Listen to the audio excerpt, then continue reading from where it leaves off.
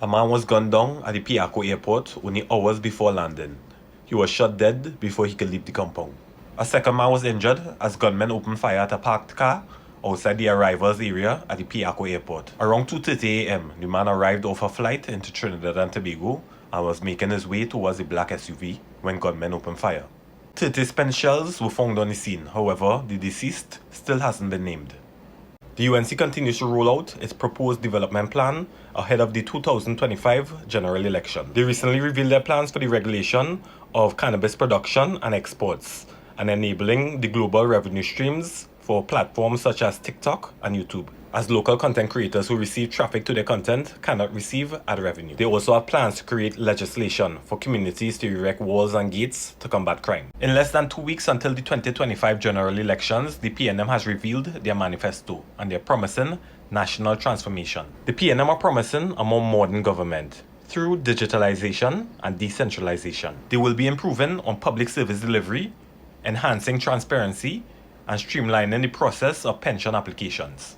On the topic of crime, they're promising to create safer communities and a more secure nation. They plan to do this by enhancing the police service with more advanced technology. The PNM are also promising a more diverse and dynamic economy. I have a question. How much of the 2020 manifesto was completed? Because currently, y'all are selling us things that should already be in place. So y'all go let me know what y'all think about this current manifesto. To me, same promises, different day. A 23-year-old homeless man was fatally shot by police outside Republic Bank in San Fernando. The homeless man, identified as Stinky, got into a dispute with another street dweller known as Yankee. However, the situation got violent when Stinky grabbed a knife. 2 female officers were on foot patrol when they saw the altercation and tried to intervene. The female officers hollered at Stinky to drop the knife. However, it's alleged that Stinky lunged at them with the blade. One of the female officers fired one round, piercing his abdomen. Stinky died in the San Fernando General Hospital on the operation table. And this is why all TTPS members should also be armed with a non-lethal weapon like a taser, because not all altercations need to end in a gunshot. Jack Warner has accused National Security Minister Marvin Gonzalez on promoting violence on the campaign trail. Marvin Gonzalez told his supporters to bury Jack Warner in the Lupino Cemetery during a PNM political meeting. Jack Warner said he was amused and disturbed by Gonzalez's remarks, calling them a moronic attempt to channel rage. This truly shows that Trini political picong is really made for the elites. This is made for them to say about each other. Because if this was said on social media by a social media influencer, it would be a whole different story. Y'all go let me know what y'all think. Education Minister Dr. Nyan Gatsby-Dolly says parents must take a greater role in addressing school bullying while the government continues to do their part. She says some of us as parents are not doing what we have to do and expect the teachers to do the training in school. If you break it at home, do not expect the teachers to fix it. She also addressed to increase social workers and psychologists into the school system. She added that there is a parenting crisis, and where parents are falling down, the Education Ministry must stand up. She also talked about the plans to expand the school book grant recipients to 20,000 recipients and to also expand the school transportation system. When it comes to parenting is the sole responsibility of the parents. You cannot expect the teachers to parent your children for you. And when it comes to bullying and parenting, a lot of parents are bullies themselves. And a lot of y'all bully your children. And your children learn from what they see at home. I love the plan for social workers and psychologists into the school system. Because a lot of children are just working out issues. And a lot of their acting up is a cry for help. So parents, put in the work. Because a good child is not just going to be handed to you.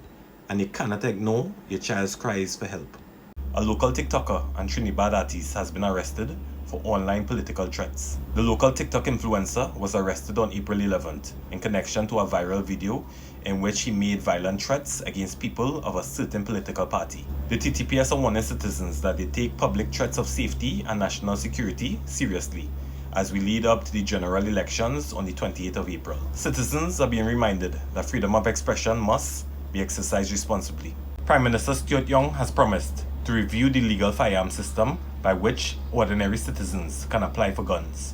He said they're not looking to give out guns willy-nilly, but looking at how the system could be properly addressed. Young also said the PNM will bring legislation to make law enforcement officers more accountable and bring special laws to persecute those who attack law enforcement officers. Young also said there will be legal immunity for undercover officers to do their work, gather evidence and bring cases without fear of being involved in criminal activity. He also hinted of an elite squad of police officers who will be constantly polygraph tested, who will not do what normal police do. So far, the two main parties, the PNM and the UNC, have very similar ideas. I do like the aspect of having an elite police squad that are constantly polygraph tested. But what made you all come up with such a brilliant idea 10 years into early governance? It took so long for you all to see what the citizens of the country has been crying out about. That shows that you all have been a part of the problem. Don't wait to do this after elections. Do this now. But you all go let me know what you all think. Why wasn't all this done over the last 10 years? All of a sudden, the government wake up from a deep sleep and they're realizing what the citizens of this country has been speaking about. Stuart Young went to the grocery with $500 and realized he get $200 worth in goods. Is it another gimmick? You all go let me know. Human skeletal remains were found in the Superior district yesterday evening, and it's said to be that of 60-year-old grandmother Joan Estick. It's being reported that the skeletal remains were headless and footless. The discovery was made yesterday evening by a 61-year-old man from the same area, who reportedly saw a dog chewing on a bone. Upon further inspection, he found what appeared to be the decomposing body. The Superior Criminal Investigations Department removed the remains for further examination and DNA testing.